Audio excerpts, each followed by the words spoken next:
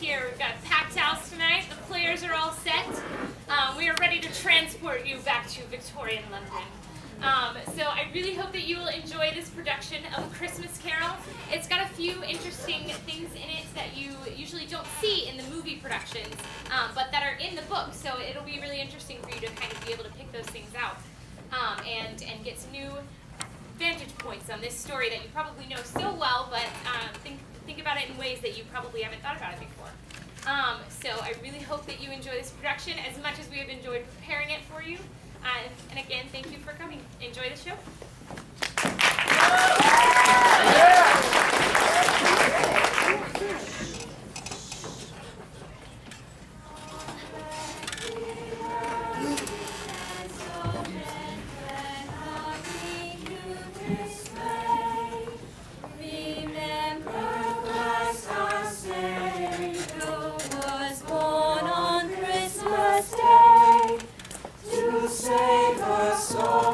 Satan's power when we were gone astray.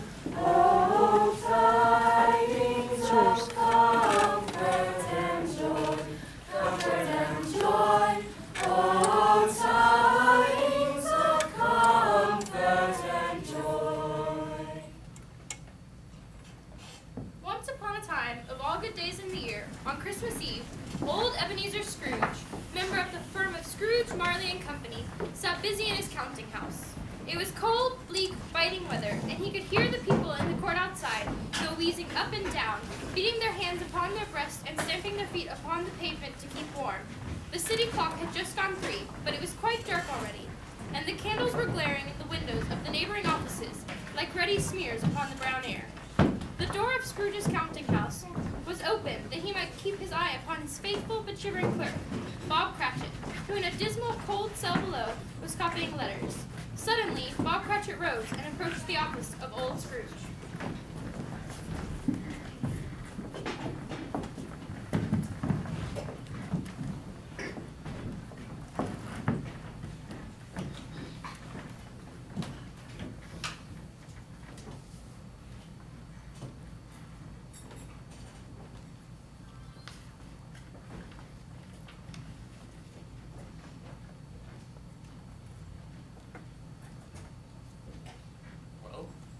What are you standing there for? Well, sir, my fire is almost out, and I thought another bit of coal could keep it going until... Nonsense, nonsense. Haven't I told you I won't have you burning up my coal like tinder? Yes, sir. So why are you still standing there? Well, sir, you see, tomorrow's Christmas, and I thought maybe I could have... Suppose you thought you might have the day off. If quite convenient, sir. It's not convenient. And it's not fair.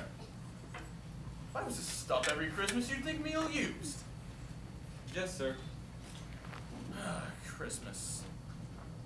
Nothing but a poor excuse to pick a man's pocket every December 25th. And you, a clerk with 15 shillings a week, and a wife, and a child, talking about Merry Christmas?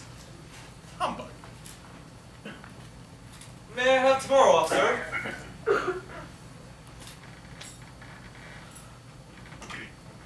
I suppose you must. But be here all the earlier the next day for it. Yes, sir, I will, and thank you, sir. Who's at the door, Cratchit? A woman, sir. Scrooge and Marley's, I believe. I have the pleasure of addressing Mr. Scrooge and Mr. Marley. Right, Marley has been dead 7 years. And since you ask, he died 7 years ago this day. Oh. Well, we have no doubt his liberality is well represented by his surviving partner. Oops. Not interested. At this festive season, Mr. Scrooge, it is more than desirable that we make some slight provision for the poor and destitute. At this moment, sir, many are in want of common necessaries. There is great suffering.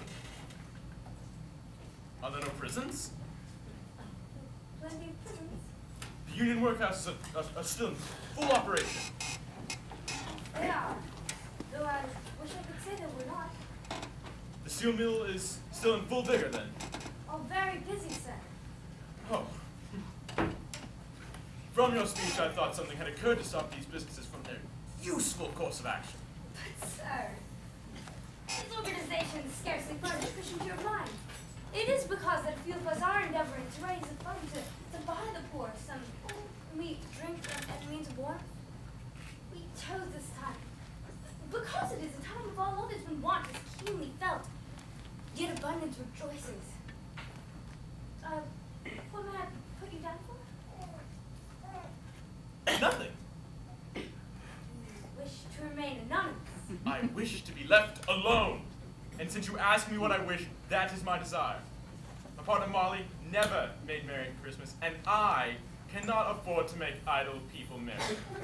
I serve to support the establishments I have listed. They cost enough, and those who are badly off enough must go there. Many can't go there, and many would rather die. If they would rather die, then they better do it quickly and decrease the surplus population. Besides, that's none of my business. It's enough for a man to know his own business and not interfere with another's. So I bid you good afternoon. Good afternoon.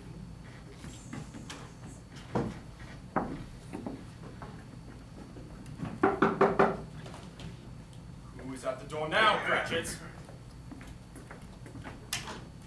Your nephew, sir. Oh, Merry Christmas to you, Uncle. God Humbug. save you. humbug. Christmas a humbug? You don't mean that, I'm sure. Surely I do. What reason have you to be merry? You're poor enough. Come then. What reason have you to be dismal? What reason have you to be remorseful? You're rich enough? Humbug! Oh, don't be cross. What else can I be when I live in such a world of fools as this? Merry Christmas! Out upon a Merry Christmas! If I could work my will, every idiot who goes about with Merry Christmas on his lips would be boiled in his own pudding, he would. Uncle. Nephew, keep your Christmas in your way, and let me keep it in mine. Keep it?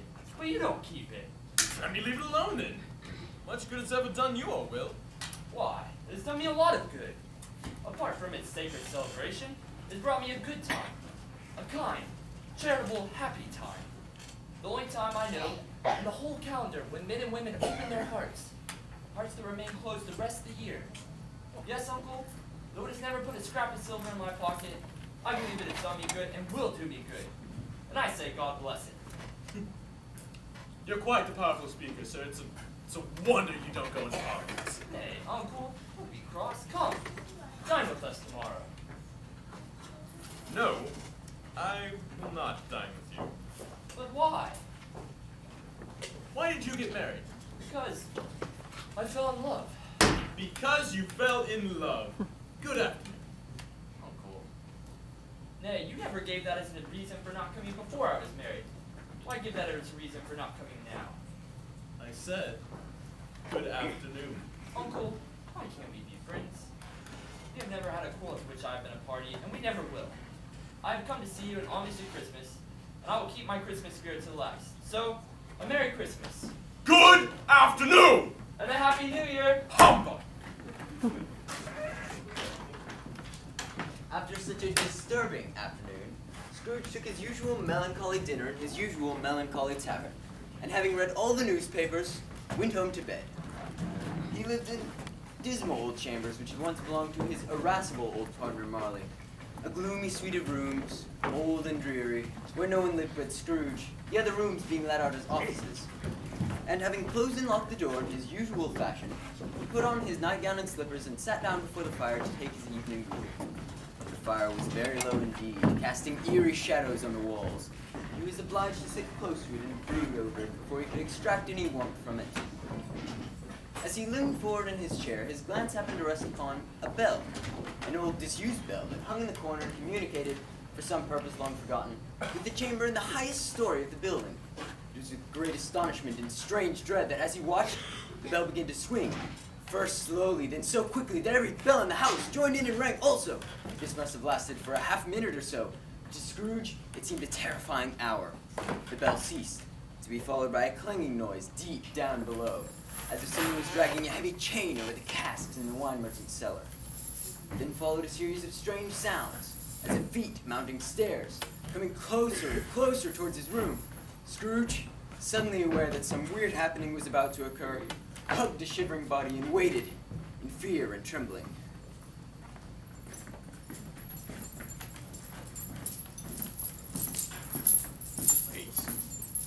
Wait, I know.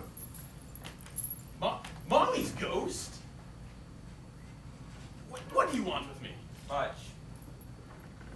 No, you cannot be Marley's ghost. Who are you?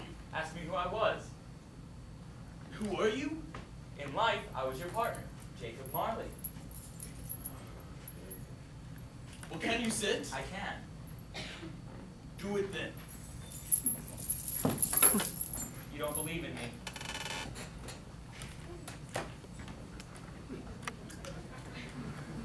No, I do not. What evidence would you have of my reality beyond your own senses? I don't know. Why doubt your senses? Because the smallest thing upsets them. A slight disorder of the stomach makes them cheats. Maybe a fragment of beef, a underdone piece of potato, a lot of mustard, a crumb of cheese. There's more gravy than a grave of you, whatever you are. Man of worldly mind, do you believe in me or not? I must, but how now? Why do spirits walk the earth and why do they come to me? This required of every man, the spirit within him, must walk abroad amongst his fellow men, and if it does not go forth in life, it is condemned to do so after death. Wander through the world, oh, woe is me, and witness what it cannot share, but might have shared on earth eternal happiness.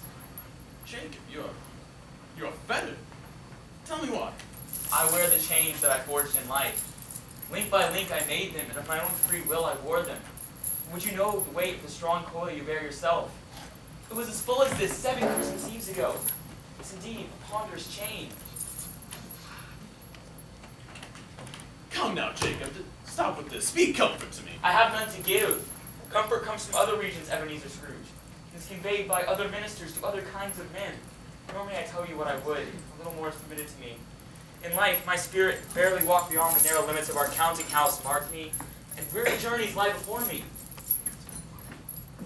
7 years and traveling all the time. All the time. No rest, no peace, incessant torture of remorse. Well, you must have been very slow about it, Jacob. Slow? Did you travel fast? On the wings of the wind. Well, then, you must have covered quite a bit of ground over that time. Oh, captive bound in double iron, not to know that any Christian spirit working kindly in this little sphere, whatever it may be, will find its mortal life too short for its vast means of usefulness. How did I walk through the streets filled with my fellow beings with my eyes turned to the ground and never raised them to that blessed star which led the wise men to a poor abode? Were there no poor homes to which its light would have conducted me? Come now, Jacob. You were always a good man of business. Business? Mankind was my business. The common welfare was my business. Charity, mercy, forbearance, and benevolence were all my business. The dealings of our trade were but a drop of water in the comprehensive ocean of my business. Well, come now, Jacob. Tell me, is there any way I may escape your fate? Hear me. You will be haunted by 3 spirits. This is what you must do. Is that the chance of which you spoke? Yes, it is. I'd rather not. Expect it first, tonight, when the bell tolls 1. Couldn't I have them all at once and just be done with it? Expect the second on the next night at the same hour, and the third on the next night, when the last stroke of 12 ceases to vibrate. Look to see me no more. No more.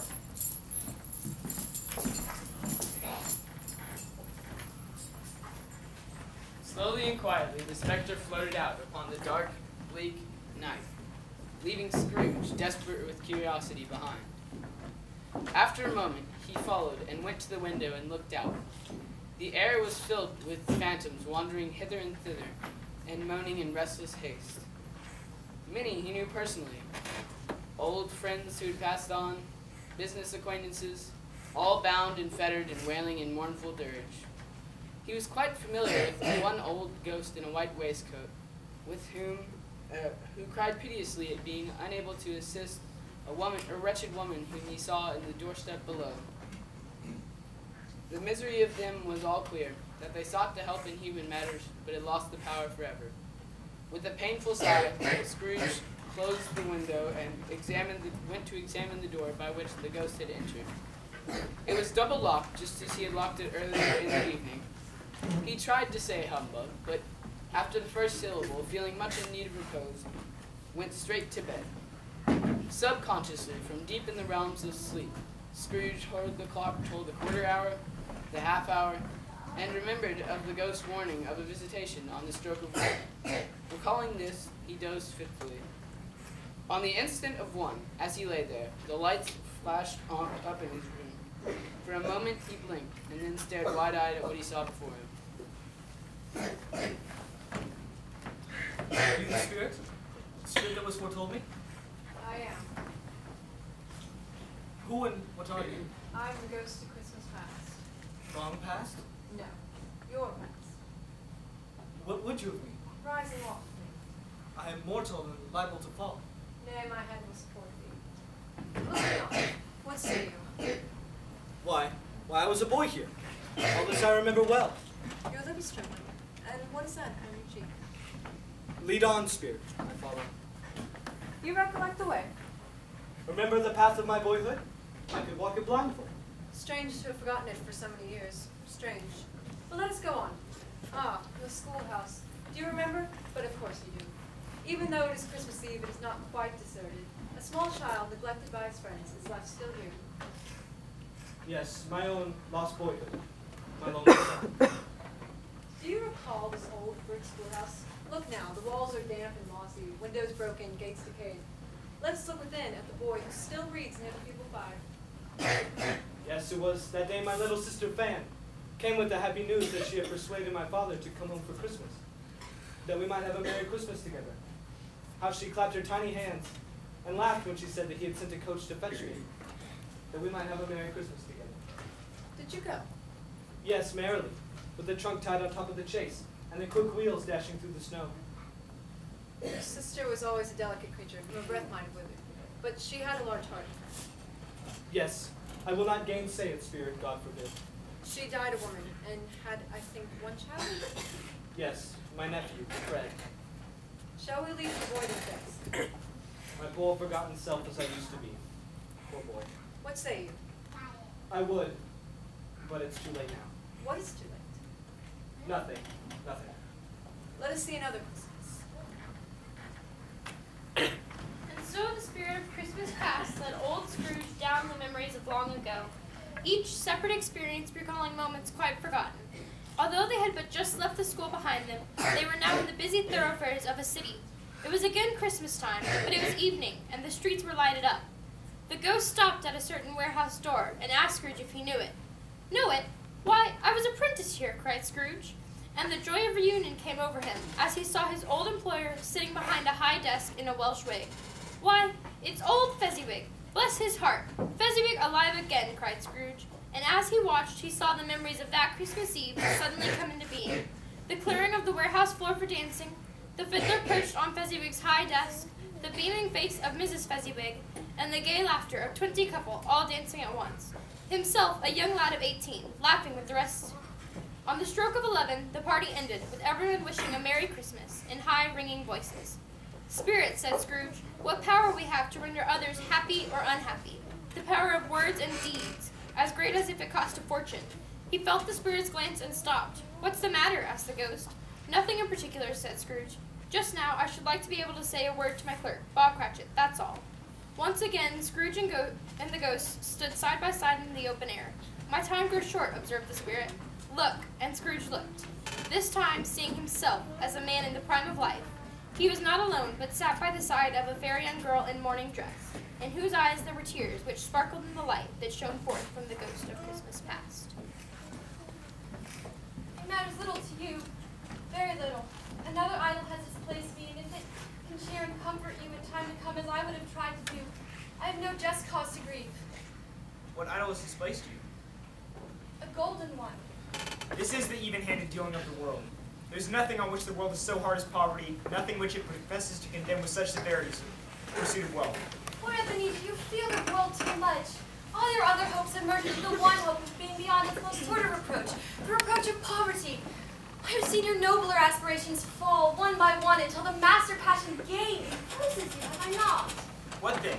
Even if I have become so much wiser, what then? I'm not changed towards you, am I? Our contract is an old one made when we were both poor and content to be so, until in good season we can improve our worldly fortune with our patient industry. But you are changed. When it was made, Ebenezer, you were another man. I was a boy. Your own feelings will tell you you are not the same. I am. That which promised happiness is now fraught with misery now that we are two. How often and keenly I have thought this, I will not say. But it is enough to say that I have thought it and can release you. If I sought release, In words, no, never. in what then? In a changed nature, in an altered spirit, in anything and everything that made my love of any worth of value in your sight. Tell me, if this had never been before us, would you seek me out and try to win me now? No! You think not? I gladly think otherwise. Heaven knows I would, if I could. But if you were free today, tomorrow, can even I believe that you would choose a dowerless girl, you who in your very confidence with her, weigh everything by gain? And even if you did, do I not know that regret would surely follow? I do. And I release you with a heart full of love of the man that you once were. May you be happy with the life you have chosen. No, Spirit. Conduct me home. I don't wish to see any more. One shadow more. No. For the ruthless ghost pinioned in both arms, forced me to observe it for half a minute. They're in a new scene and place. Not a very large room, but one full of Christmas cheer and comfort. Nearby the wintry fire sat a mother and daughter, such alike in loveliness, that the Scrooge caught his breath to think that the one a comely matron might have once called him husband, and another such a like creature full of such grace would have called him father, and have been the springtime and his winter of his life. As he watched, there was a knocking heard at the door. And such a rush ensued the younger children just in time from their play to greet their father, who was laden with toys and Christmas presents. After the excitement quieted down, the master of the house sat by his own fireside, and with his daughter leaning fondly on him, and his wife nearby making a picture of contentment and domestic happiness. Scrooge could stand no more. Spirit, he cried, remove me from this place. I cannot bear it. Leave me. Take me. Haunt me no longer. In his anguish, he wrestled with the ghost of Christmas past. And yet, he found himself only struggling with a strange and broken light. He was conscious of being awake and drowsy, and of being in his own bedroom, with barely time to reel to bed, before he was overcome with a heavy sleep. At the stroke of one, Scrooge awoke in the middle of a prodigiously tough snore and sat right up. He knew that the second messenger dispatched from Marley's intervention would soon show itself, and this time he was to question it the moment of its appearance. 5 minutes, 10 minutes passed until there was no ghost. So he began to think. He had noticed a strange and ghostly light about the clock, and he wondered in the adjoining room if he would find its source. Before he even moved, the voice called him by name. And he entered. It was his own room. There was no doubt about that. But it had undergone a surprising transformation. The walls and ceilings were so hung with living green that it made such a perfect grove that it looked like it glistened with gleaming berries. It was as Christmassy sight as old Scrooge had ever seen. Come in, come in. And know me better. I am the ghost of Christmas present. Look upon me. Spirits, conduct me where you will. I went forth last night on compulsion and learned a lesson that is working in me now. Please, if you have aught to teach me, let me profit by it. Touch my robe. Come. Now, what see you? Why, I see gaiety and Christmas cheer everywhere. Stores lighted up with holly and mistletoe. That noise. Do you know whose house that is? Why, yes, it is the home of my clerk, Bob Cratchit. And who is that man who enters so merry, carrying a tiny little lad on his shoulders? That spirit is Bob Cratchit and his son, Tiny Tim. See how tenderly his father holds him? See his little crutch, the iron frame supporting his weak limbs? Please tell me, Spirit, will Tinington live? I see a vacant seat in the poor chimney corner, and a crutch without an owner, carefully preserved. If these shadows remain unaltered by the future, the child will die. Oh, no, no, please, please tell me he will live. Why so? If he be like to die, he had better do it, and decrease the surplus population.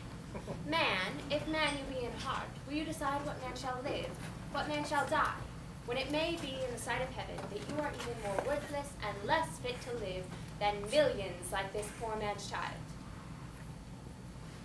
'Tis truth you speak. Enough. We must go on. Touch my robe. Now, man, let's see. Why, it is the home of my nephew, Fred. What else? See how merrily he laughs and how they join him. They, Observe well. they drink to my health and happiness, knowing I like both. They jest that I miss the dinner they offer, and yet it seems they want for my presence. You observe well. The games they play, I used to enjoy them. I would like to join in their sport. I leave you. My life upon this globe is very brief. Our spirits' lives so short. Mine ends tonight at midnight. Hark, the time is drawing near. I go, but another comes.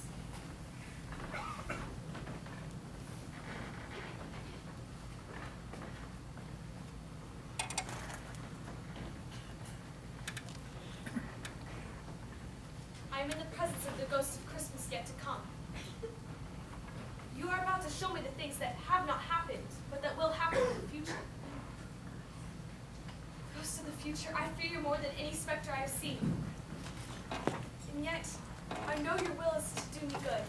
As I hope to be a different man from who I was, I am prepared to bear your company and do it with a grateful heart. Will you not speak to me? Lead on, spirits.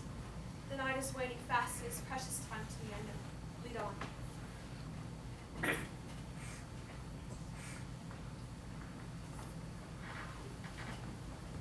The phantom moved away as it had come. Scrooge followed in the shadow of its dress, which bore him up, he thought, and carried him along. They scarcely seemed to enter the city, for the city rather seemed to spring up about them and encompass them of its own act. But there they were, in the heart of it, amongst merchants who hurried up and down and chinked the money in their pockets, and conversed in groups and looked at their watches and trifled thoughtfully with their great gold seals and so forth, as Scrooge had seen them often. The spirit stopped by a small knot of businessmen. Observing that the hand was pointed towards them, Scrooge advanced to listen to their talk. I don't know much about it. Either way, I only know he's dead. Wait, when did he die? Last night, I believe. Why? What was the matter with him? I thought he'd never die. But wait, what has he done with his money? All I know is he hasn't given any to me. Oh, me neither. It's likely to be a very cheap funeral. And I can't think of anyone who'll go to it. I wouldn't. Well, what if we made a party and went as a party? I would not mind going if lunch was provided. Jim.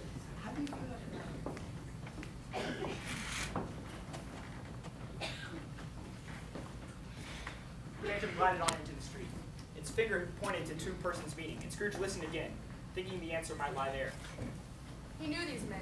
They were men of business, very wealthy and of great importance. He made a point of always standing well in their esteem, in a business point of view, that is, strictly in a business point of view. How old are you? Fine. Yourself. Old Scratch got hit on that last egg. So I'm told. Cold, isn't it? Seasonal for Christmas time. You don't happen to be a skater, I suppose. No. Something else to think of. Good morning.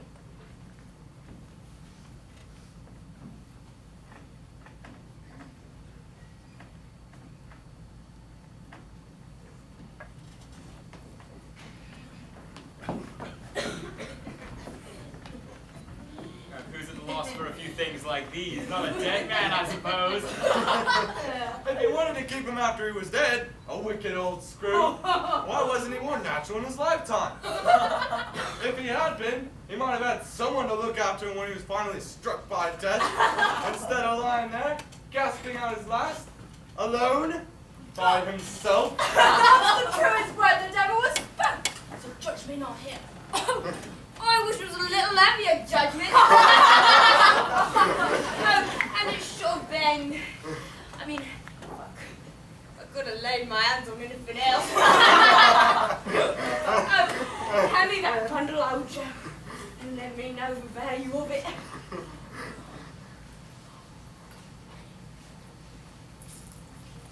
That's your account. You know, I always give too much to ladies. It's a weakness of mine, and that's the way I ruined myself. If you would ask me for another penny, I'd repent to being so liberal and knock off another half-crown Florence. Instead. Not mine, Chad. Let's see what we What's have in here. the bundle? Candlesticks. Candlesticks. That is great. Yeah, that's your account. No, mind you. Bed curtains. I bet cousin. You don't mean to say you took them down, ring saddle. Why not? Blankets? Well, he certainly won't take cold without me. I hope he doesn't die catching anything, eh? Oh, don't you be afraid of that. Oh, I ain't so fond of his company that I know about him even if he did. But you can keep his shut till your eyes ache, but you won't find a place in it, nor a hole. It's the best he had, and a fine one too. They'd have wasted it if it hadn't been for me. What do you call wasting of it? But did it not have to be buried and to be shot? Somebody was fool enough to put it on him, but I took it right off again. You see, you frightened us all away from him when he was alive, to profit us when he was dead.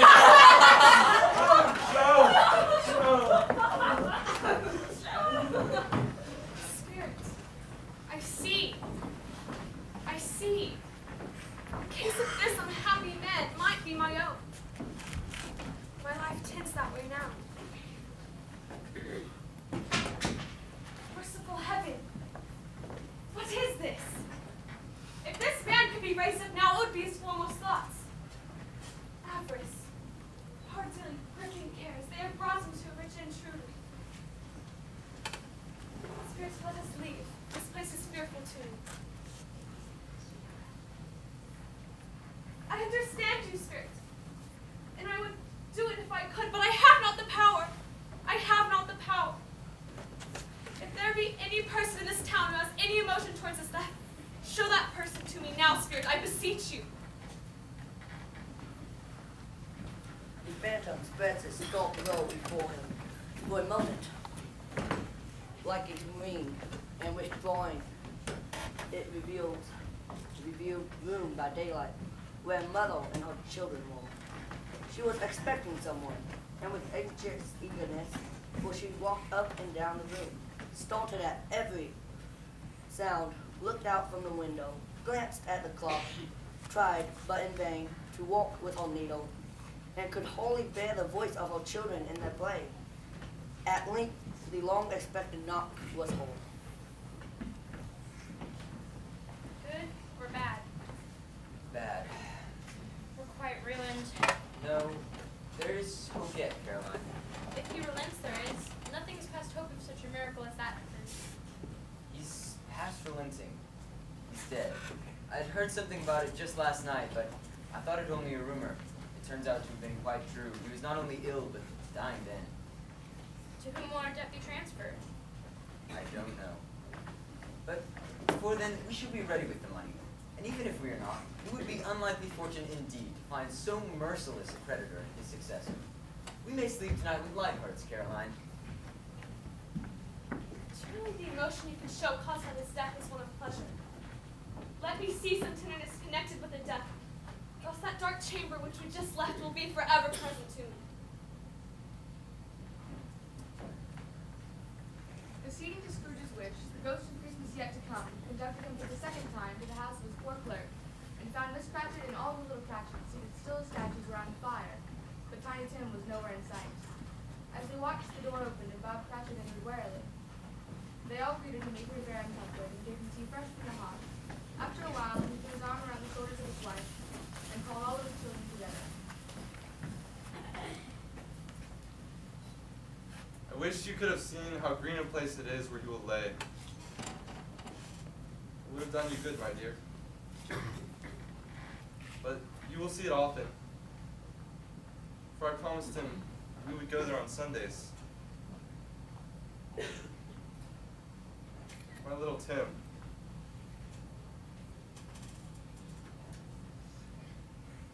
My little Tim.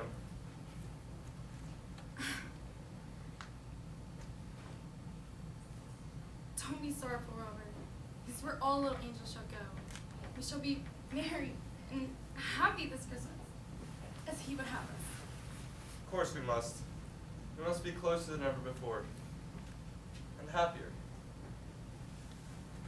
But however and whenever we part from one another, I know that we shall none of us forget poor Tiny Tim, or this first parting that there was among us. Never, Father. No, never. And I know, my children, that when we recollect how patient and mild he was, we shall not easily quarrel among ourselves. Forget poor Tiny Tim in doing it. I'm happy, dear, for him and for us all. And I too. This shall be a Merry Christmas.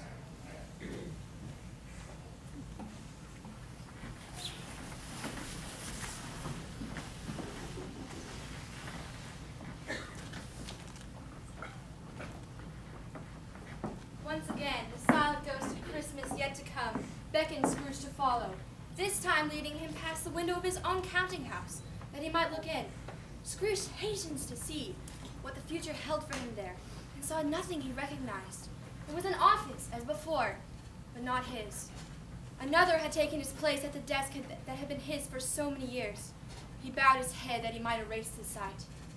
The phantom beckoned him on, pointing as before, this time to an old churchyard, overrun with grass and weeds, forgotten and unattended. The phantom moved solemnly among the graves and pointed to one. Before I draw near to that stone which you point, answer me one question. Are these the shadows of things that will be, or the shadows of things that only may be?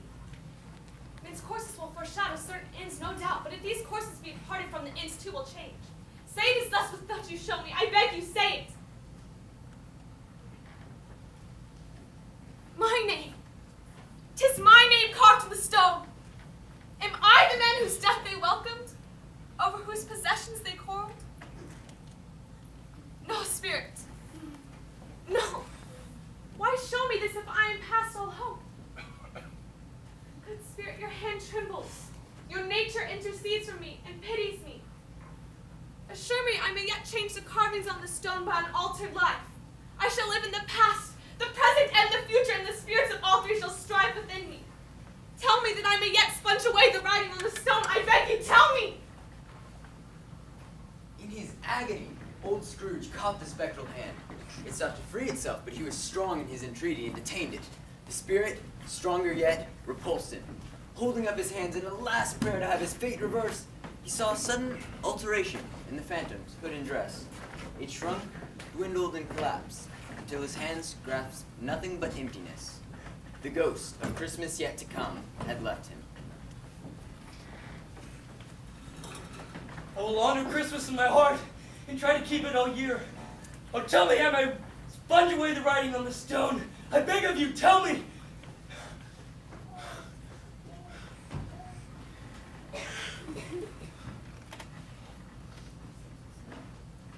I live. I am not dead. Oh, heaven and Christmas, be praised for this. Oh, I say it on my knees, old Jacob, on my knees. I don't know what to do. I'm as light as a feather. I'm as happy as an angel. Oh, I'm as merry as a schoolboy.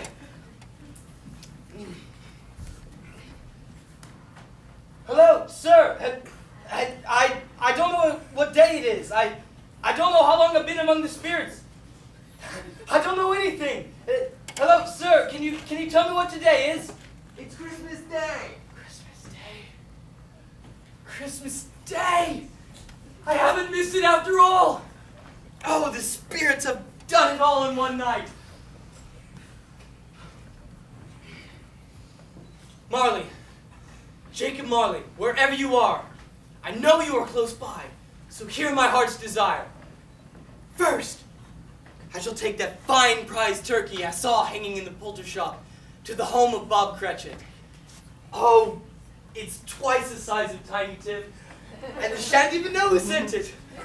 Then, after a visit to the church, I shall walk among the streets, only to wish the passers-by a Merry Christmas. I shall give to all who need, and shall pat every child upon their head. Finally, my walk will take me to the home of my nephew. Bless my soul, how surprised they'll be to have me sit with them in fellowship. And then I shall go to the home of Bob Cratchit to partake in that splendid bird with them, and to whisper in Bob's ear that so long as I live, want will never darken his door. But mostly, I go to bring the joy of Christmas to Tiny Tim.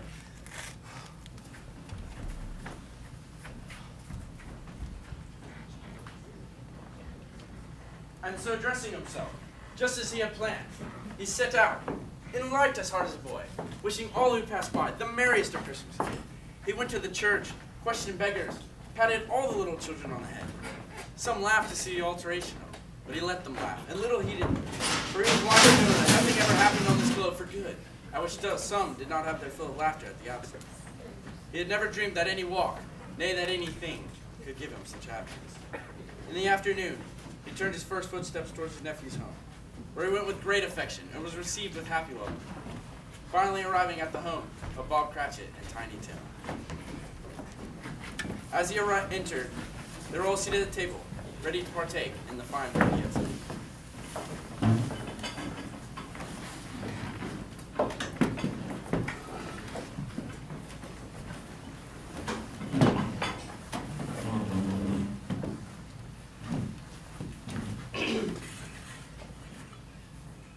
Mr. Cratchit, may I have the honor of dining with you in your Christmas feast on this Christmas Day? Well, yes. Yes, sir. Come sit down. Thank you. Thank you. A Merry Christmas to you and yours, Bob Cratchit. And a Merry Christmas to you, Tiny Tim. A Merry Christmas to you too, and God bless us everyone.